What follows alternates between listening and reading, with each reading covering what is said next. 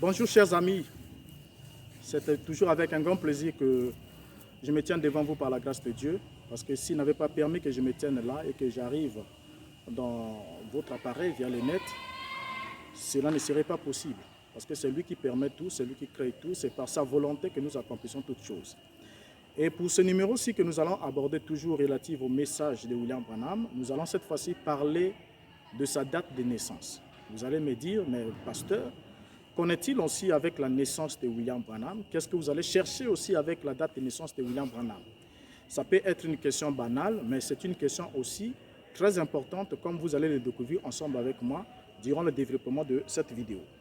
Quand réellement est né William Branham? Parce que selon la version officielle, William Branham serait né le 6 avril 1909. Et ce qui a permis aussi à certains hérétiques qui l'adorent de prendre cette date et puis d'en faire une date d'anniversaire pour leur Dieu, jusqu'à faire des carnavals, ainsi de suite, en proclamant partout que William Branham serait né le 6 avril 1909. Et s'ils le disent ou ils le proclament si haut et fort, c'est parce que les informations qu'ils ont reçues au sujet de la date de naissance de William Branham portent effectivement sur cette date. Alors, quand on veut connaître la vérité sur une chose ou une histoire, on doit toujours retourner au commencement, car tout ce qui commence mal, comme vous le savez avec moi, se termine aussi mal. Parce que tout commence au commencement. Cela dépend de la nature de la sémence que vous plantez. Si vous plantez le mensonge au commencement, ne vous attendez pas à récolter la vérité à la fin. Parce que si vous plantez le mensonge au commencement, à la fin, vous récolterez la déception. Bien que tout ce qui commence bien peut aussi se terminer mal. Mais il est absolument impossible à tout ce qui commence mal de se terminer bien. Ce n'est pas possible. Donc le mal ne peut pas se changer en bien. Bien que le bien peut se changer en mal. Ça, nous le savons. Alors, ainsi dit, le commencement de l'existence d'un homme remonte au jour de sa naissance. Lorsqu'on veut parler du commencement de l'existence d'un être ou d'un homme, on doit automatiquement remonter au jour de sa naissance. Et nous voyons que certains adeptes du culte de Branham, comme je l'ai dit, célèbrent aussi la date de naissance de William Branham, mais ils le font juste parce qu'ils sont ignorants et sont simplement trompés par ceux qui veulent profiter d'eux et les manipuler, en leur donnant de fausses informations. Commençons dès le commencement de l'histoire de la date de naissance de William Branham. Branham est le fils aîné d'un monsieur, Charles Branham, et de sa femme, Ella Branham. Alors, pour connaître exactement quand est-ce que William Branham est né, nous sommes dans l'obligation de prendre ici l'acte de décès de Charles Branham pour connaître son âge, c'est-à-dire quand est-ce qu'il est né, quand est-ce qu'il est décédé, parce que cela est, disons, fourni comme information authentifiée par sa famille sur son acte de décès. Et voilà, nous avons ici devant nous l'acte de décès de Charles Branham. Et qu'est-ce que nous lisons? Nous lisons là, regardez attentivement, nous lisons que ce dernier est né le 3 janvier 1883 et qu'il est décédé le 30 novembre 1936, comme nous le stipule l'acte de décès de cet homme, paix à son âme. Alors, il est en outre spécifié dans le même acte de décès qu'il est mort à l'âge de 53 ans. C'est bien marqué là, regardez là, juste à gauche, c'est bien écrit là, l'âge de décès en anglais, l'âge de décès, il est mort en l'an 53. Alors, Branham aussi va nous confirmer approximativement l'âge de son père, en nous disant lui-même dans cette déclaration, parce qu'on parle ici de lui, on ne peut pas parler de lui sans lui. En lisant dans la prédication Jonction du temps, prêchée le 22 janvier 1956, au paragraphe 23, Branham dit « Mais mon père est mort à 52 ans. Boire l'a tué, mais je peux vivre pour être vieux. Habituellement, quand ils vieillissent, ils attrapent la paralysie, tremblent quand ils vieillissent. C'est juste la nature de Branham. Comme si c'était la nature pour les Isaac d'être aveugles et Jacob est devenu aveugle et ainsi de suite. C'est juste la nature de notre famille. Donc ici, nous voyons Branham qui confirme approximativement l'âge de décès de son père et nous affirme que son père serait mort à l'âge de 52 ans. Bien que sur l'acte de décès, nous lisons 53 ans, on peut lui concéder cette erreur d'une marge d'une année d'erreur, on peut la lui concéder, on peut le comprendre. Et Branham va ajouter ce qui suit. Dans la prédication, écoutez-le du 19 mai 1957, paragraphe 71. Il dit ce qui suit. « Et Satan vient à moi. Il a dit, Maintenant, le serviras-tu? Maintenant, que pensez-vous de lui? Votre papa est mort dans vos bras il y a environ 2 semaines. Un médecin l'a tué avec une dose de médicaments.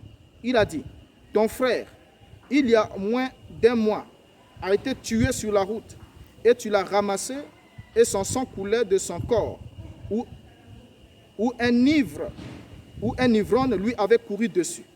Il a dit, votre femme est ici à la morgue et maintenant, il sort votre bébé de vos bras. Il a dit, tu l'aimes toujours. Ici, William Branham rapporte sa conversation avec Satan, donc Satan qui, soi-disant, le parlait quand il avait perdu sa femme, et qui lui signifiait que son père venait d'être tué, son frère venait de mourir, et ici, il souligne même que, voilà, ça fait juste 2 semaines environ que ton père est décédé. Bon, on lui concède cette erreur-là parce que son père n'a pas, l'écart de décès entre son père et celui de sa femme n'est pas de 2 semaines, parce qu'on doit lui rappeler que, hop, sa première femme est morte le 22 juillet 1937, soit 8 mois après son père. Donc, ce que son Satan ici lui disait était déjà faux, soit c'est lui qui nous a rapporté une fausse information parce que ça ne faisait pas 2 semaines d'écart, selon tout ce qui est fourni dans les documents. Alors, ce que son Satan disait semblait, n'était pas vrai, parce que son Satan avait oublié. C'est un Satan qui n'avait pas assez de connaissances à ce sujet. Alors, que dit Branham sur l'âge de ses parents à sa conception? Parce que ce qui nous intéresse, c'est de découvrir l'âge de William Branham. Et si nous avons repris l'âge de son père, c'est pour connaître l'année de naissance de son père et puis l'année de décès. Cela nous permettra de situer Branham par rapport au moment de la conception de William Branham, quel âge avait son père. Branham va nous dire ce qui suit. Dans Histoire de ma vie, prêché le 26 juin 1955, le paragraphe 10, il dit ce qui suit. Ma mère avait 15 ans et mon père en avait 18. Et le matin où je suis né, le 6 avril 1909, à 5 heures du matin, il n'y avait pas de médecin, il y avait une sage-femme.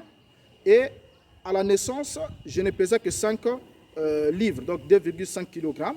J'étais très petit. Bien. Selon l'information que nous venons de lire ici de William Branham, qu'il répète à beaucoup d'endroits, son père aurait 18 ans lors de la conception de William Branham. Donc Charles Branham, qui était né en 1883, donc en 1883, avait conçu William Branham quand il avait 18 ans. Et Branham nous dit, non seulement que son père avait 18 ans, mais Branham nous signifie que lui-même, Branham, est né le 6 avril 1909. C'est ce qu'il nous dit dans cette citation. Alors, la première question qu'on doit se poser ensemble avec vous, est-ce que Charles Branham, qui était né en 1883, avait-il 18 ans en 1909? Ça, c'est la toute première question. Il est né, parce qu'il est né en 1883. Est-ce qu'il avait 18 ans en 1909? La réponse, la bonne, la meilleure, c'est non. Pourquoi?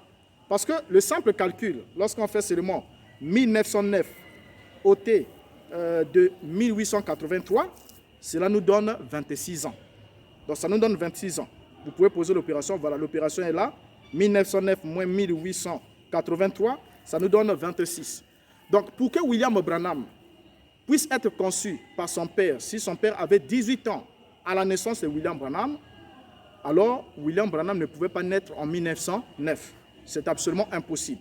Donc, pour que William Branham naisse en 1909, il fallait que son père ait 26 ans d'âge, conformément aux informations que nous avons sur son âge. Et là, c'est clair. Alors, cette information que Branham nous donne est déjà fausse. Elle nous donne déjà fausse, car son père devrait avoir 26 ans si ce dernier était né en 1909. C'est déjà une fausse information et on la donne à quel moment? Pendant qu'on prêche, et on ne sait même pas qu'est-ce que la date de naissance d'un homme viendrait faire dans une prédication de la parole devant ceux qui sont venus pour écouter Dieu leur parler. Mais continuons ensemble avec vous. Avant qu'on aille plus loin, nous lisons ici, lorsque William Branham s'est marié avec sa première femme, hop, regardez ici, ça c'est l'acte de mariage avec sa première femme, Hop Brumbach. William Branham va inscrire sa date de naissance, c'est bien écrit là, le 8 avril 1908. Là, ils se sont mariés avec elle le 22 juin 1934.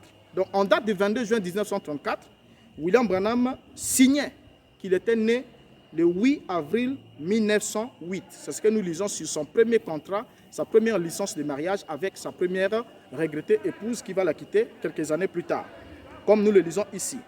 Mais c'est 7 ans plus tard, que Branham va se remarier avec Meda Brown, après avoir perdu sa première épouse en 1937. Et quand William Branham se marie lors de sa seconde noce, nous allons lire ici, cette fois-ci, regardez le deuxième acte de mariage. Qu'est-ce que nous lisons? William Branham n'est plus né le 8 avril 1908, mais William Branham marque maintenant la date du 6 avril 1909.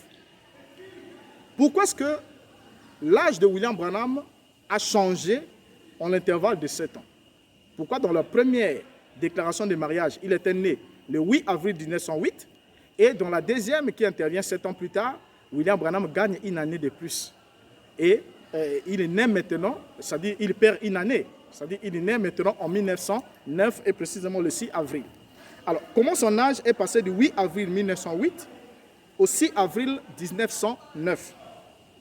Rappelons que lui-même Branham et son petit frère Howard Branham, c'est-à-dire celui qui suivait Branham, étaient nés, paraît-il, selon ses propres informations, à une année d'intervalle. Donc, ils avaient juste une année qui les séparait, d'intervalle entre les deux.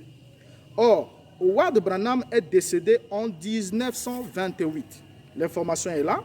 Il est décédé en 1928 à l'âge de 19 ans, comme le montre cette coupure de journal, qu'il est décédé à l'âge de 19 ans. Et c'était précisément en 1928. Vous pouvez retrouver l'information telle qu'elle est affichée ou dans les biographies. Ceux qui connaissent le message savent que c'est l'extrême vérité.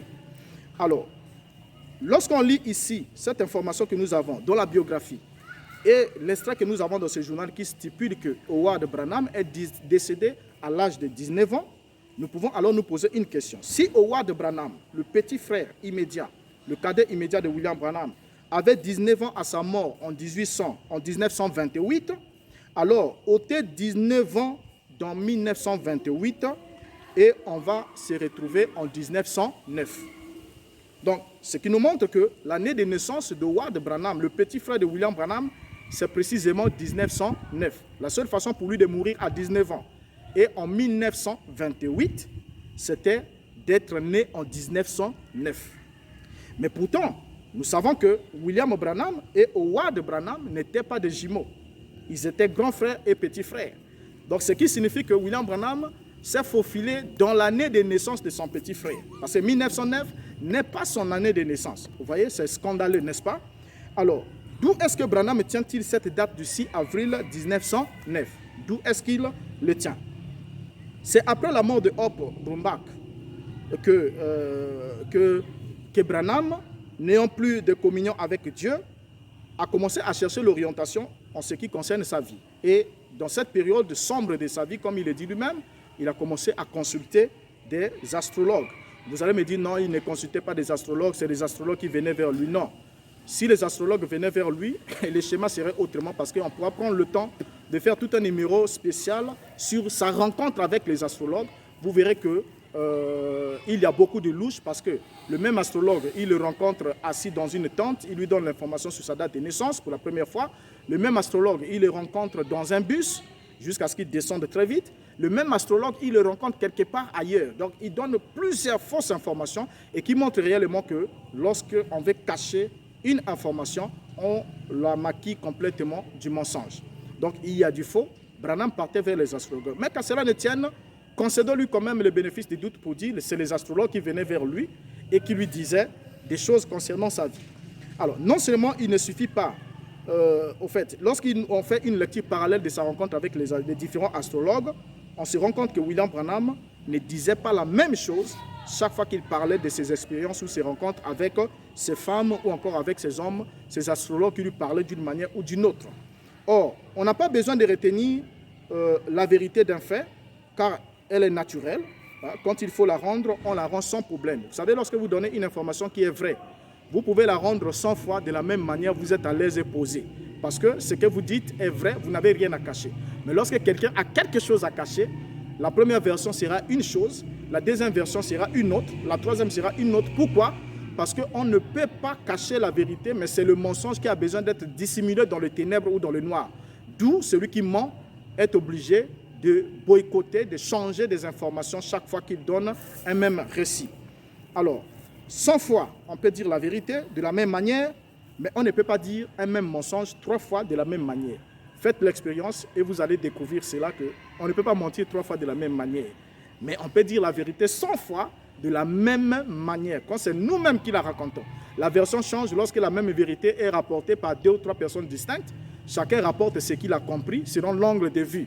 Mais lorsque c'est la même personne qui rapporte un fait, un événement qui s'est produit dans sa propre vie, il peut la raconter 100 fois. S'il ne veut pas cacher quelque chose, il le dira 100 fois de la même manière. Alors, lisons William Branham pour découvrir exactement d'où lui vient la date du 6 avril 1909. Dans la prédication, la révélation qui m'a été donnée, prêchée le 10 février 1960, paragraphe 11, il dit ce qui suit. Rapportant sa conversation avec la médium, il dit, et elle a dit, vous êtes né sous ce signe. Et elle a dit, et si je vous disais quand vous êtes né, me croirez-vous? J'ai dit, madame, vous ne pouvez pas lire ma pensée. Je ne croirais pas cela. Et elle a dit, vous êtes né le 6 avril 1909 à 5 heures du matin. Elle a dit, c'est quand certaines étoiles, a-t-elle dit, se sont croisées ou quelque chose comme ça, ou de l'astronomie. Et j'ai dit, je n'en sais rien et ça m'est égal. Fin de citation. Alors, ici, nous voyons que dans le désir d'accomplir sa destinée fictive, puisque la femme venait d'annoncer à William Branham quelque chose qu'il cherchait, que tu es né sous un signe et le jour de ta naissance, il y a eu le croisement de 3 étoiles dans le ciel. On fera un numéro pour montrer la carte du ciel en date d'ici avril 1909 et vous verrez qu'il n'y avait aucune constellation. On fera un numéro sur ça. Ceux qui connaissent l'astrologie et tout, on pourra vous apporter toutes les informations. Vous verrez que l'information que cette dame lui a donnée était complètement fausse. Mais comme l'information contenait quelque chose qui, paraît-il, ressemblait à un surnaturel, alors Branham s'est dit, mais tiens, mais à cette date-là, on me dit que je suis né le 6 avril, donc mes parents m'auraient sûrement peut-être trompé, ainsi de suite. Donc du coup, à ce moment-là, Branham va changer sa date de naissance et adopter celle qui lui était communiquée par cette dame, dans l'objectif que, puisque je suis né à cette date-là, si j'accepte cette date, alors j'accomplirai la destinée fictive énoncée par cette femme, celle de ne jamais avoir de succès à l'Est, celle d'aller vers l'Ouest. C'est même ce qui a motivé la vie de William Branham. Il va le dire plus loin dans une citation de déclaration que je suis allé à l'Ouest pour accomplir ce qui m'a été prédit. Donc c'est sous les orientations d'une médium que Branham va orienter sa vision vers l'Ouest. Pourquoi? Parce qu'il avait adopté une nouvelle date de naissance, celle du 6 avril 1909. Donc c'est là qu'à partir de ce moment, William Branham remet en cause ou déshonore ses parents, qui sont les vrais témoins de sa naissance. Il les déshonore en donnant une fausse date. Et à partir de ce moment, puisqu'il remarquait, il rencontre le médium après la mort de sa première femme. Et lorsqu'il se marie pour les secondes noces, sa date de naissance change et il prend la date de naissance qui lui a été communiquée par la médium. Donc c'est clair que cette date de naissance était une révélation d'une médium. Mais quand Branham le prend, il a complètement oublié que lui et Howard n'étaient pas nés à la même année, ils n'étaient pas des jumeaux, mais que 1909 était la date de naissance de son petit frère. Mais Branham ne va pas s'arrêter là. Il ne va pas s'arrêter à la date de 6 avril 1909. Nous allons le lire ici dans la prédication prêchée « Notre espoir repose en Dieu », le 29 septembre 1951, paragraphe 8. Qu'est-ce qu'il nous dit à propos des jours de sa naissance? Il dit ce qui suit. « Et Dr. Dewey, à sa mort, avait prophétisé que j'irais à cette cité-là. 40 ans après sa mort, je n'en savais rien. Il est mort un jour et moi, je suis né le lendemain. Et 40 ans, jusqu'au jour où je suis entré dans la ville, je n'en savais rien. Oh, comme le grand mouvement de Dieu est en train de se rassembler, j'entends le bruit d'une pluie abondante. Alors, dans la citation qu'on vient de lire ici, William Branham nous déclare qu'il est mort le lendemain de la mort d'Alexander Dewey. N'est-ce pas? C'est lui-même qui le dit qu'il est mort. Il est né le lendemain de la mort d'Alexander Dewey. Or, regardez, voilà, Alexander Dewey est là, cet homme. Les informations que nous avons de lui, c'est que John Alexander Dewey était un évangéliste écossais et un guérisseur de la foi qui exerça son ministère en Australie et aux États-Unis. Il a même fondé la ville de Sion, dans l'Illinois, et l'église chrétienne apostolique. Dewey était un restaurateur et cherchait à recouvrer la condition primitive de l'église. Il croyait la restauration des dons spirituels et des fonctions apostoliques dans l'Église à la fin des temps. Et en 1899, il a prétendu être le messager de Dieu. Et en 1901, il a prétendu être le retour spirituel du prophète biblique Élie. Et c'est lui-même désigné comme Élie le restaurateur. Donc le prophète Élie ou le troisième Élie. Il était également un avocat de la guérison divine. Ça, c'est les informations. Donc quand Branham vient même pour dire « je suis Élie le prophète, je dois ramener l'Église à ses conditions originelles », tout ça là, il n'a fait que prendre une théorie d'occasion, c'est-à-dire de seconde main, parce qu'il n'est pas le premier à avoir développé cette théorie aux États-Unis, mais c'est Alexander Dowie qui s'était autoproclamé premièrement Élie le prophète. Et je n'aimerais pas vous montrer que tous ceux qui se sont proclamés Élie le prophète ont connu des morts qui sont des morts suspectes, c'est-à-dire des morts qui ne sont pas naturelles. Et Alexander Dowie n'est pas le premier, il est le deuxième. On reviendra peut-être par un numéro pour montrer le sort de tous ceux qui ont porté sur eux les titres d'Élie le prophète. On reviendra. Alors, John Alexander Dowie est né le 25 mai 1847. Il est décédé le 9 mars 1907. Donc, le lendemain du 9 mars 1907, c'est le 10 mars 1907. Est-ce qu'on est d'accord avec William Branham? Soyons sérieux, mon frère, ma soeur. Ici, c'est Branham qui parle. Il dit qu'il est né, il est venu au monde au lendemain de la mort d'Alexander Dowie, parce qu'avant que Dowie meure, Dowie a annoncé sa venue et a prophétisé sur lui. Donc Dowie meurt aujourd'hui, lui le lendemain, il est né, n'est-ce pas, pour accomplir sa destinée. Et voilà, il venait d'arriver dans cette ville 40 ans après la prophétie de sa prétendue naissance. Donc le lendemain de la mort d'Alexander Dowie nous ramène à la date du 10 mars 1907. Donc si la déclaration de William Branham est vraie, que Dowie aurait prophétisé sur sa naissance et qu'il est né le lendemain de la mort de Dowie, alors vous devez accepter que William Branham est né le 10 mars 1907 selon sa déclaration. Et si cette déclaration, vous pensez qu'elle est fausse, alors vous devez prendre assez de courage pour dire que tout le message de William Branham est faux parce que le type n'a pas de sérieux. Il racontait sa propre vie et nous disait des choses qui n'avaient rien à voir avec la parole de Dieu. Donc l'information est là. Il vient de nous dire, ipso facto, qu'il est né le 10 mars 1907. Alors, là déjà, nous nous retrouvons avec trois dates de naissance. On a le 6 avril 1909 et on a le 8 avril 1908 et ensuite nous venons d'avoir le 10 mars 1907 selon sa propre déclaration. Alors, quand on prend cette licence de recensement qu'a fourni ses parents lorsqu'ils ont déménagé, parce qu'il y a aussi un mensonge qui court, où Branham nous montre la cabane de sa naissance. Il nous dit que nous étions là, tous les enfants, les 10 enfants, les 10 Branham, à se serrer là dans cette pièce. Vous voyez, à se serrer là, ainsi de suite, durant toute notre enfance et tout.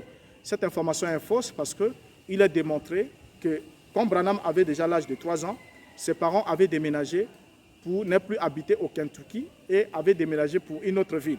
Ça, on reviendra pour un autre numéro.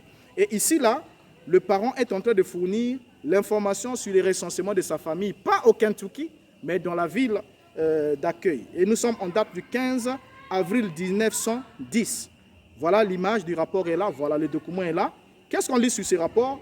Le père signifie que Willie, qui est l'abréviation de William, il signifie que Willie a 3 ans, alors que nous étions le 15 avril 1910. Donc là, ça signifiait que William Branham avait 3 ans. Donc pendant ce recensement-là qui est fait le 15 avril 1910, il avait 15 ans. Et il avait plutôt 3 ans. Alors, s'il avait 3 ans en cette date, c'est évident que 3 ans, donc 1910, ôté de 3 ans, nous ramène à 1907. Vous voyez, ce qui serait logique, ce qui serait totalement logique, selon l'information que donnent ses parents ici. Donc là, on a la 4e date de naissance fournie par les parents. Parce que les parents, c'est eux qui savent quand est-ce que vous êtes né. Vous ne pouvez pas aller vous fabriquer des dates parce que les informations sur la date de naissance, ce sont des parents qui vous disent quand est-ce que vous êtes né, tout comme ce sont aussi des parents qui vont fixer sur votre pierre tombale quand est-ce que vous allez décéder. Donc un homme ne peut pas sortir comme ça, il dit voilà, moi je suis né à telle date parce que quelqu'un vous a rencontré dans la rue, il vous donne une date de naissance et puis voilà, et comme vous êtes habitué au sensationnalisme, voilà, vous vous appropriez cette date pour dire c'est la vôtre. C'est faux. C'est les informations, c'est les parents qui savent quand est-ce que vous êtes né. C'est aussi les parents ou ceux qui resteront vivants qui sauront quand est-ce que vous serez décédé. Donc aujourd'hui, Si j'ai ma date de naissance, c'est parce que j'ai vu cela sur l'acte de naissance. C'est les parents qui ont certifié, qui ont déclaré avoir eu un enfant du sexe masculin en telle date. Et quand je le vois, je sais que c'est ça. Et c'est ce qui se trouve au niveau des documents de l'état civil. Mais ce n'est pas le cas que nous avons eu avec William Branham. On se retrouve avec 4 dates de naissance pour un seul homme. Alors, ce qui est vrai est que selon le rapprochement que William Branham fait de la mort de Dewey, de sa naissance avec la mort d'Alexander Dewey, et selon aussi le recensement, l'information fournie par ses parents lors du recensement, William Branham serait né entre la date du 10 mars 1907, selon l'information qu'il a donnée, le rapprochement avec Alexander Dewey, et le 15 avril 1907.